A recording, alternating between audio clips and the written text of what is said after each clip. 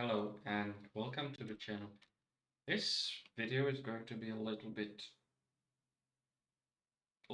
boring, I'll be honest with you. So, something that I've been looking for a while was basically art advice for colorblind people. And it's surprisingly difficult to actually find what I was looking for. So I felt that, hey, I'll just, might as well start the trend and do my own video with ways that I already deal with this because, in case you didn't know, I do struggle with color blindness. I have a deficit in the red spectrum. There's a specific word that's used internationally to describe the problem, but the short of it is that basically my so okay, your eye has like three different types of cells that are sensitive to different parts of the spectrum: green, blue, and red. And my issue is that my red sensitive and green sensitive cells overlap a lot more than is usual. The official way that it's written in my diagnosis is that I have a red sensitivity deficit, which essentially it just means that I confuse browns and greens a lot. And I also don't really do digital art all that much. I haven't properly done art since high school. Let's be honest here. What I did do was textures for game as parts of me making mods. And I struggled a lot because people would tell me, hey, that shit's wrong. Like, why is this thing that's supposed to be green? Why is it brown? Why is this brown thing actually green?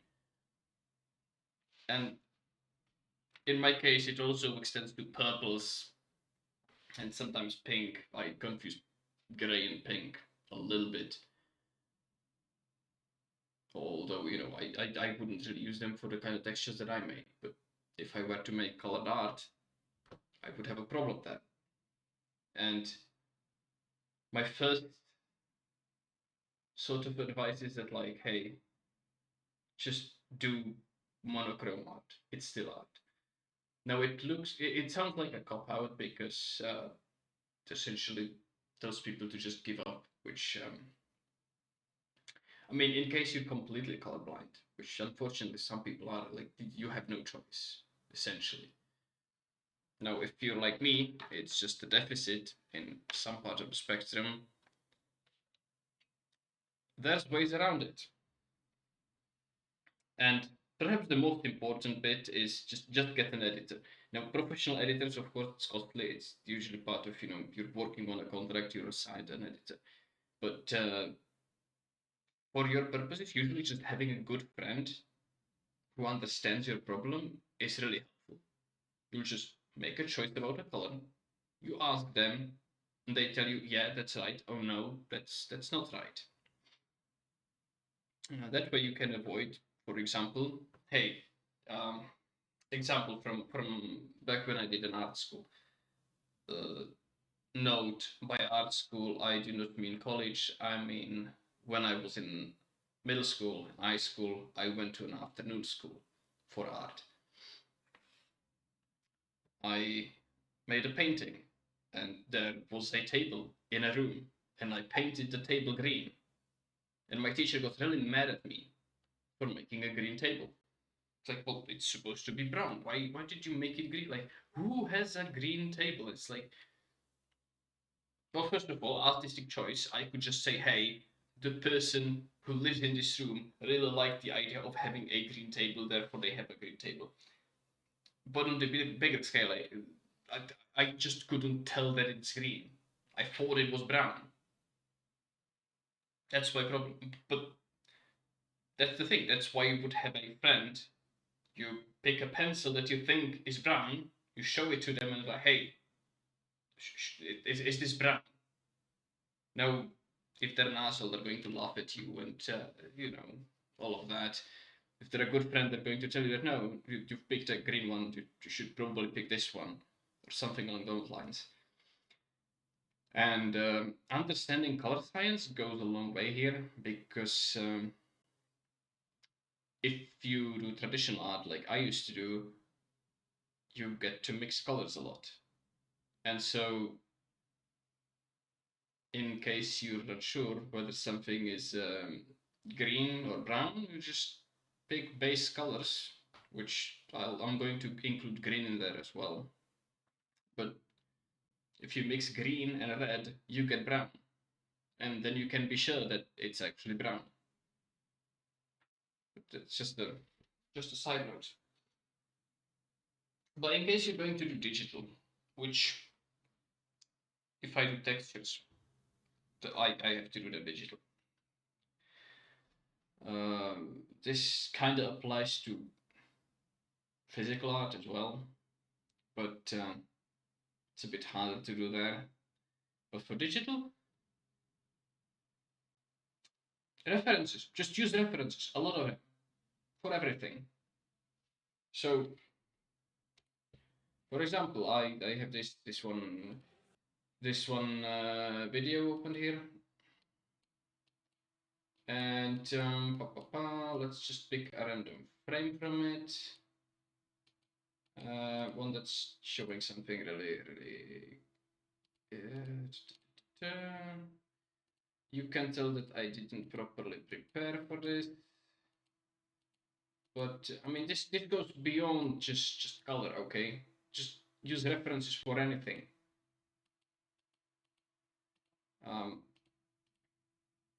I've heard people kind of shun using references, but like you can't get around making art without using references. Like, one of the most common things that I did while I studied art was go outside with pencil and a paper, pick a random object that existed in physical space, and just draw that.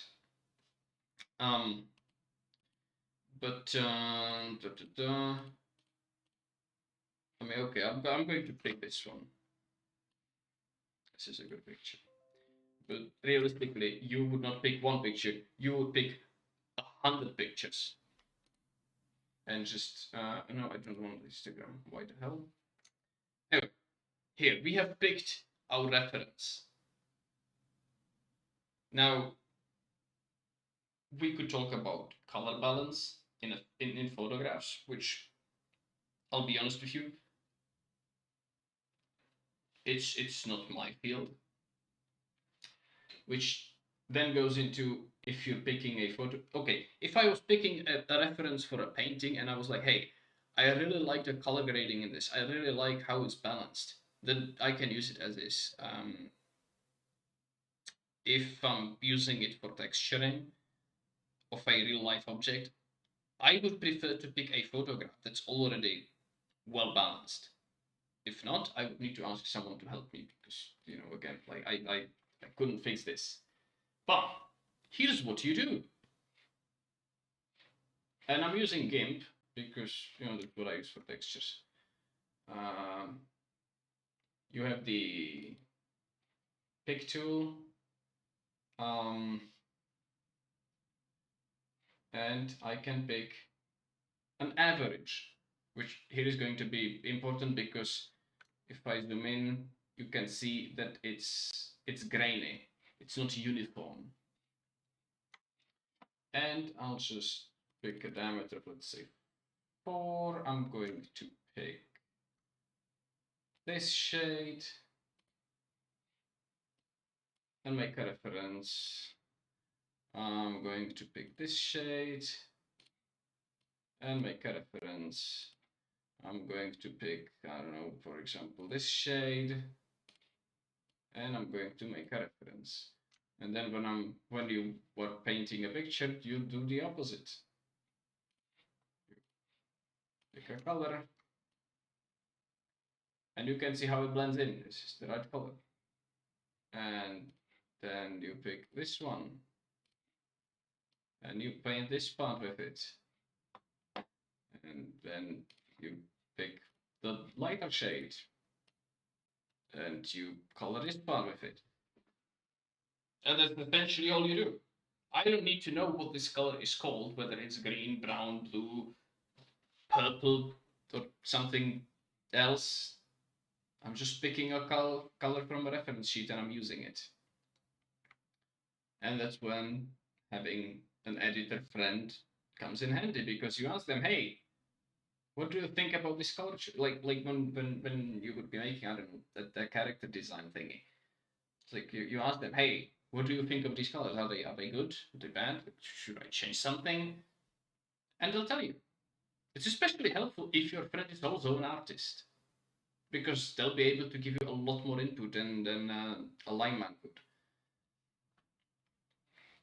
Like again, I could just pick the sky color here, and well, it's not going to be really visible here, so just put it here. You can see it's this kind of color. Like I would call it a beige color, but I know it's not. It's something else. It's a shade of black. Or you know, this grass here, I could pick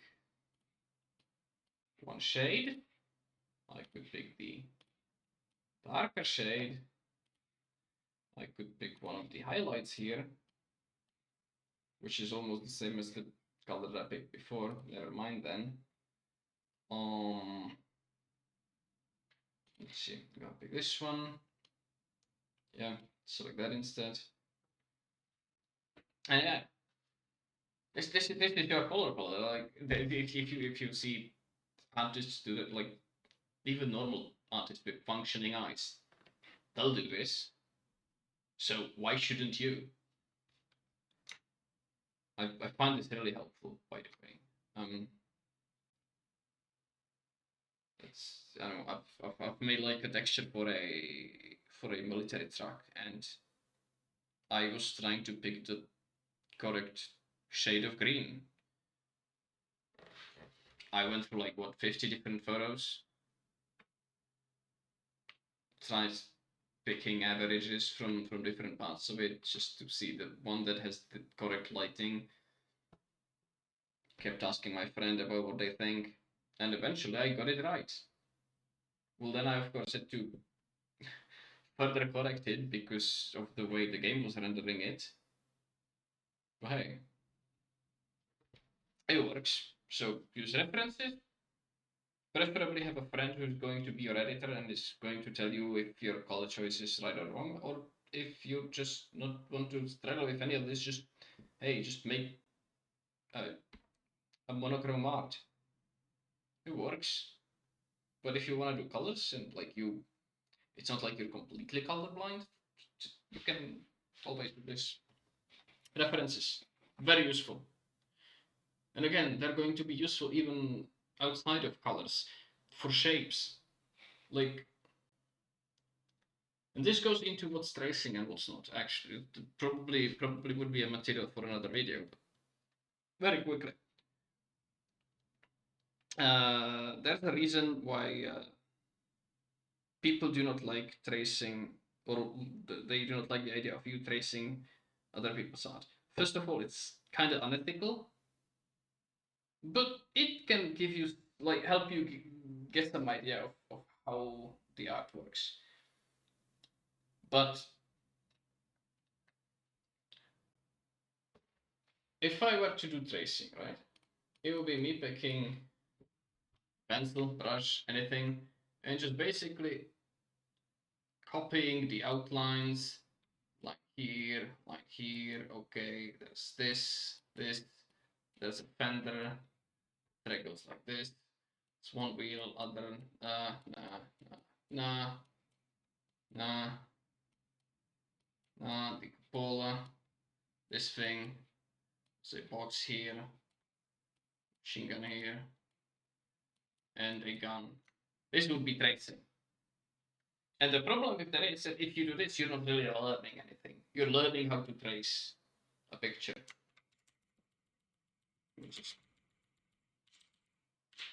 done this, what you would do instead is a breakdown, which is, for example, if I was drawing in the physical world, let's say a church tower, I would mentally dissect it into basic shapes, transfer those onto paper, and then add the details. So, for example, I would say that, hey, there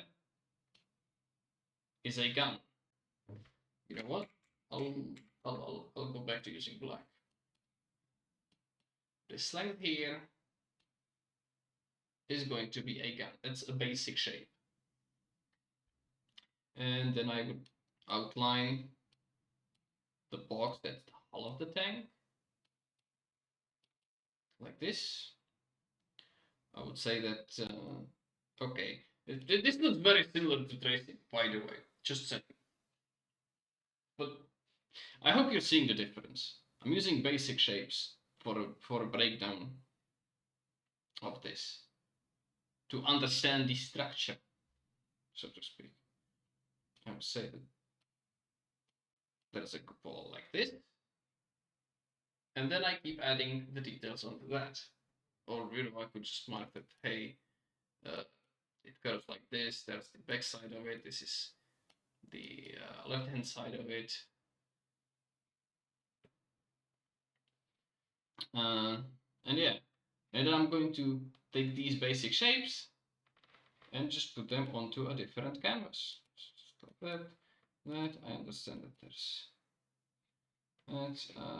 the gun. So the front of the tank is about halfway down the barrel. This is about 1/3 down the tank. So say it's here, is here, going to be gun, and then from this third, it goes back over the back. Bang, bang.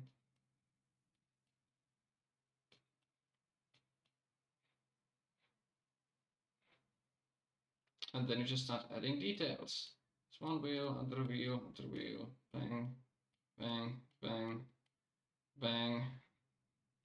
The fender here, this fender here. There's a box here. Now this, what I'm doing is not tracing, this is just using a reference. If a breakdown added to it. And you should do this. Absolutely. If other people don't, don't be ashamed of it. It's how you learn. Because you are starting to understand the structure, and then you can add your colors that you've picked from the reference. Or mix your own and then ask your friend, hey, I came up with this cool color. Should I? Should I not? Okay, I'll add this as a base color.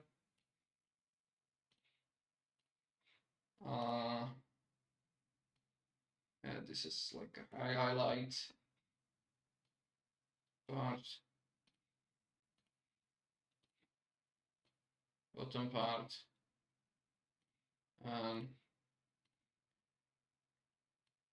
This bit in the shadow. Again, this part for the wheel.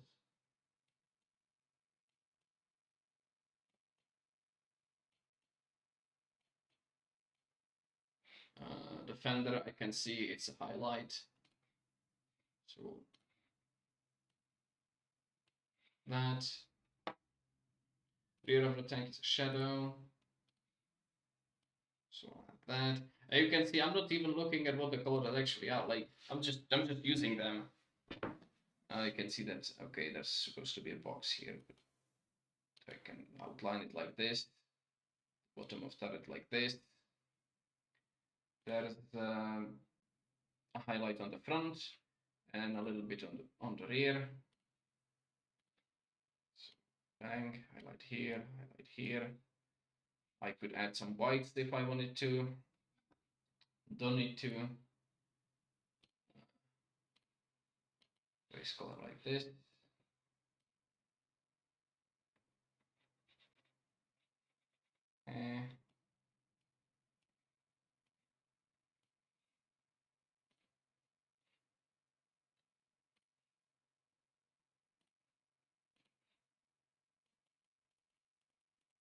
Yeah, I'll just add some random detail, which like, I'm just showcasing here. Okay, this is not a serious piece of art. Just it's just a thing.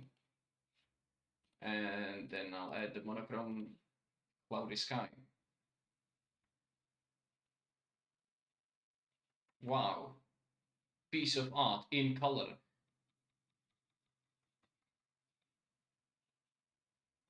Very cool. I mean, how did I do? Fuck. Speech. How did I do? You tell me. Okay. I'll add the track, just because it's a highlight there. Da, da, da, da.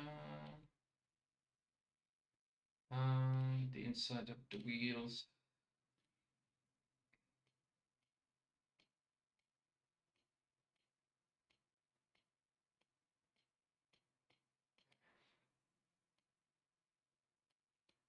Space between the wheels. Yeah, see. And that's it. That's all there is to it. Using references. Let's say you're making a fan art. That's the reason why reference sheets exist.